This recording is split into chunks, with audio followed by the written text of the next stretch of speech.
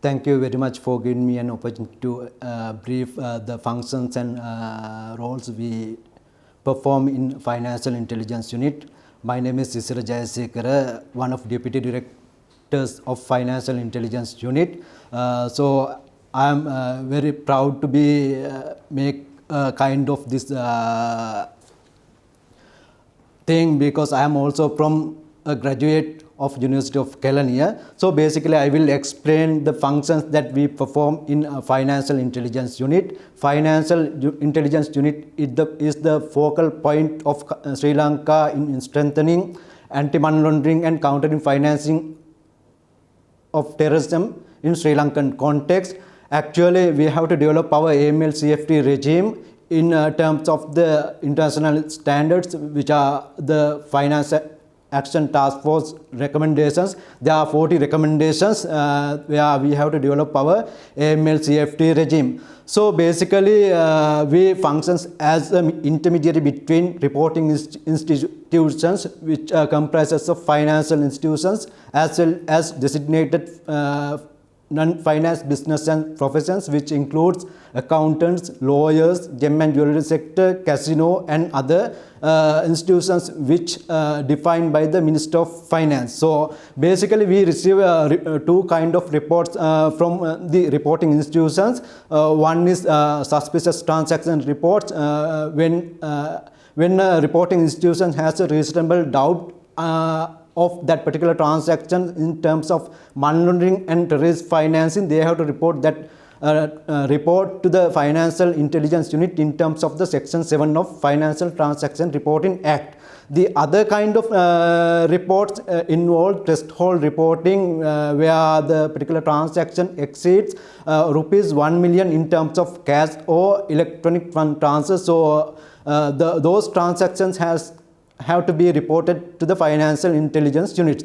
Based on these two kind of reports, the Financial Intelligence Unit as one of administrative type of FIU, we have to analyze particular reports, and if we still identify and we can justify there is a reasonable reason to make a suspicion on that particular transaction, we have to refer those reports to relevant law enforcement agencies, particularly criminal investigations department. So they will conduct the investigations based on the initial reports that we submit to law enforcement agencies. In addition to CID, there are some other divisions within the Sri Lanka Police. So based on the relevance, we refer those reports to relevant law enforcement agencies.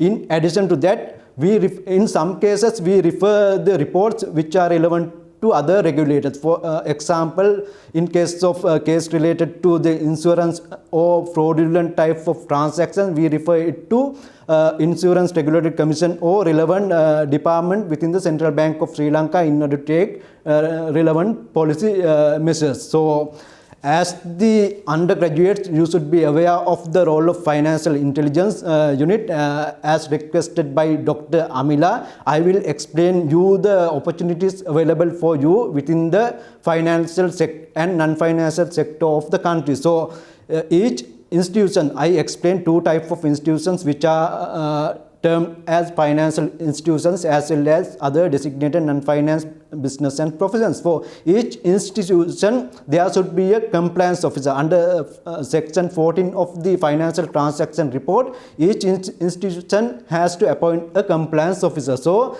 in Sri Lankan context, there is a gap of filling the requirement of suitable candidates for the post of compliance officers. For each institution, there's a different specific divisions for which comprises of more than 10 to 15 people based on the size of that particular institution. So one of the main problems of these divisions are the scarcity of the suitable people to recruit as compliance assistants or compliance officers. So in this particular degree program, there's an opportunity where the university can focus on developing suitable officers for compliance function of financial institutions. That is in local context, but other than local context, there are enough opportunities in global level, because AML/CFT compliance function is a kind of international requirement for each reporting institution. In global context, there should be adequate resources to fulfill AML/CFT compliance function. I can give you some examples.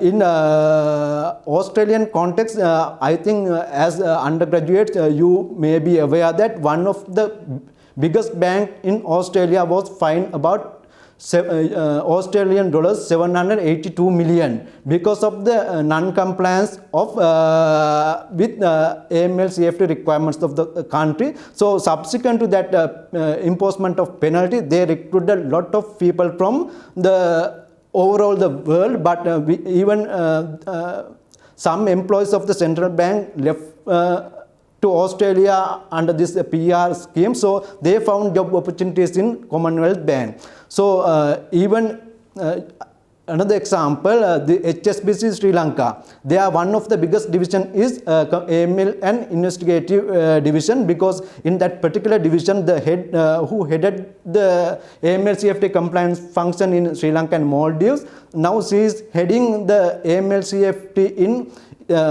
Asian region. So we have enough opportunities. You can go to the requirements of AML compliance functions in different financial institutions. You can see there are enough opportunities. So I encourage my university to educate new people. Thank you very much for giving me this opportunity. Once again, I encourage my university to focus on AML/CFT aspect in broadening the quality of the programs which are conducted by the university. Thank you very much.